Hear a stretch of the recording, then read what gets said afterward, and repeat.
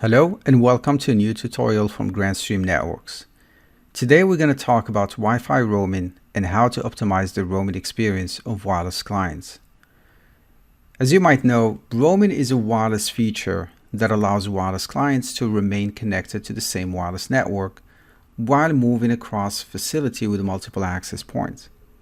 So designing a wireless network that supports roaming involves many aspects that need to be taken into consideration. In this video, we will cover the main factors that might affect Wi-Fi roaming and how to tackle them. So as I mentioned, roaming is the technology that allows wireless clients to automatically and seamlessly switch from one access point to another within the same wireless network. And of course, the access points must belong to the same ESS. In other words, they must be members of the same SSID. An important thing to note is the process of detecting and roaming to the next access point is the responsibility of the wireless client. Therefore, some devices might roam better than others. So as the wireless client moves away from an access point, the RSSI weakens and the data rate gets lower. A wireless client that is close to the access point might have a better data rate than one that is sitting at the boundary of the BSS area. This is why it is important to make sure you have access points that are properly placed to cover the entire area with a good signal. So you might think that installing more access points is a good approach to increase coverage and bandwidth. However, this has a downside to it, which might cause a significant disruption to the Wi-Fi performance. First, deploying many access points in proximity may cause interference in the wireless medium, especially when you have access points operating in overlapping channels. Not only does it create interference, but it also increases airtime usage, which can cause Wi-Fi connection to slow down. Second, it becomes unpredictable as to which access point the client will connect. This might even cause the client to constantly jump between APs while still in the same spot. And this is not good for the Wi-Fi connection stability of the client. On the other hand, deploying less access points than what is needed can create a Wi-Fi dead zone, which is basically an area with no Wi-Fi connection due to a range issue. In some cases, the wireless administrator might decide to increase the radio power of the access point to cover these areas with no Wi-Fi connection. This approach might cause a problem known as a sticky client, which is a situation where a wireless client remains connected to an access point that is further while it is supposed to connect to the next AP that is closer. Never underestimate a sticky client problem because it can significantly degrade the performance of the entire wireless network. As I mentioned earlier, the further from the access point, the lower the data rate. And the lower the data rate, the more airtime is needed to transmit data, which eventually causes other devices to wait longer for their turn to transmit their own data. Besides increasing radio power on the access point, will allow the access point to transmit packets to the client with no issues. However, the client transmission power might not be strong enough to allow its packets to reach the access point, which will increase the retransmission rate. As we know in wireless communication, all transmitted data needs to be acknowledged by the receiver. So when the data is not received by the access point, there is no acknowledgement, and eventually the client must retransmit that same data. The optimal scenario that we need to implement is to have the access points cover all areas, but with minimal overlap between access points that operate in the same channel. One way to reduce BSS overlapping is to adjust the radio power of the access points.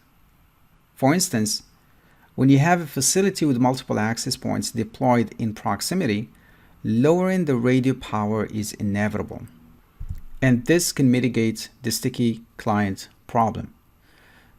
So when adjusting the radio power, you also want to make sure the access points are placed and overlapped in a way that prevents any device from leaving the -75 or 70 dBm range. In other words, you want the RSSI from two neighboring access points to overlap at -65 or 70 dBm. So now that we explained the importance of access points placement and radio power adjustment to optimize roaming, there are other features that you can enable on the GWN access points to improve the roaming experience of the wireless clients.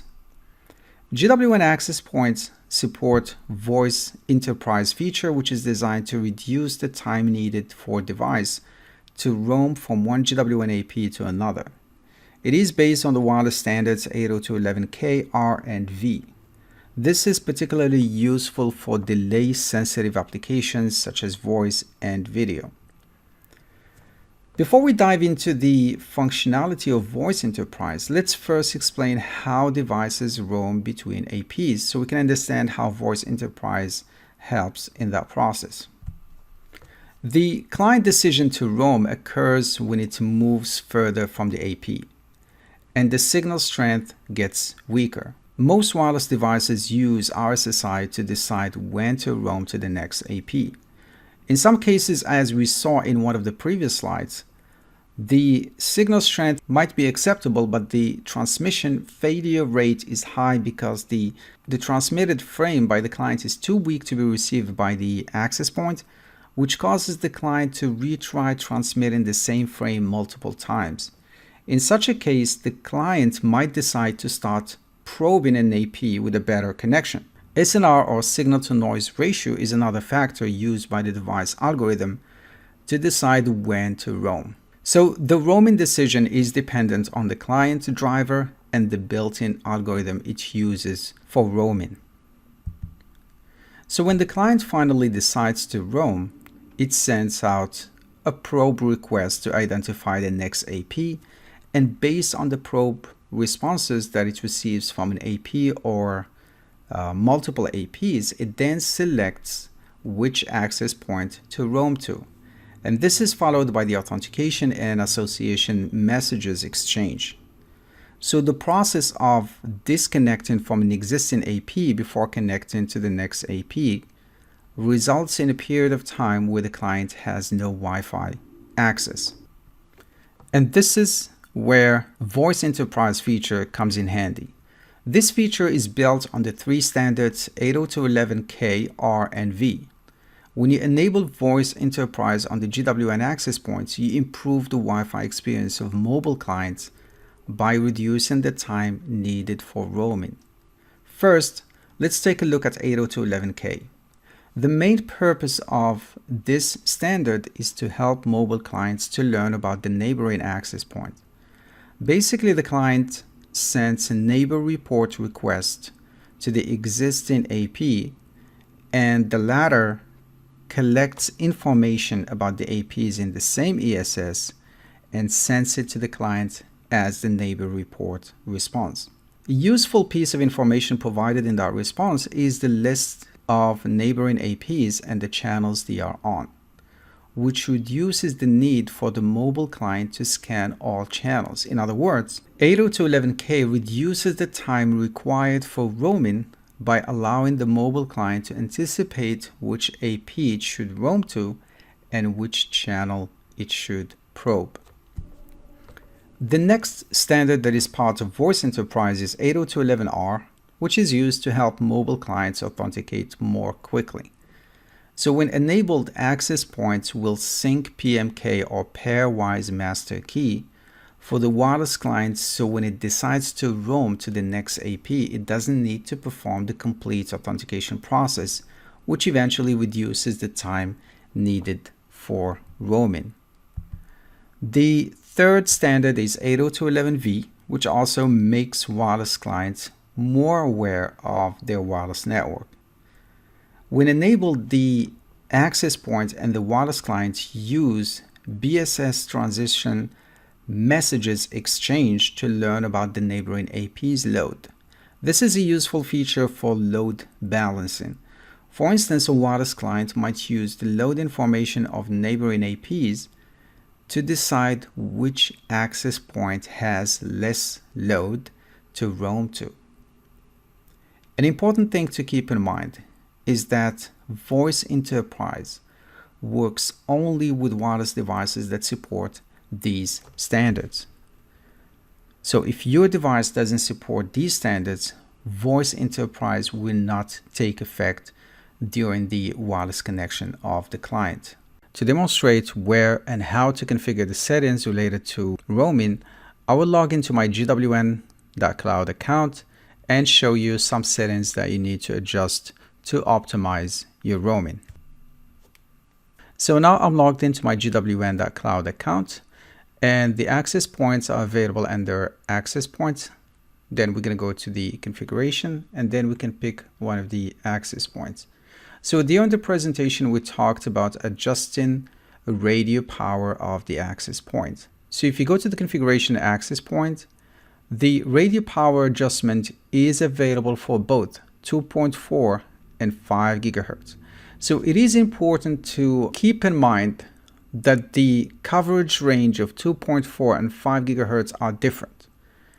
2.4 gigahertz can cover a longer range than 5 gigahertz.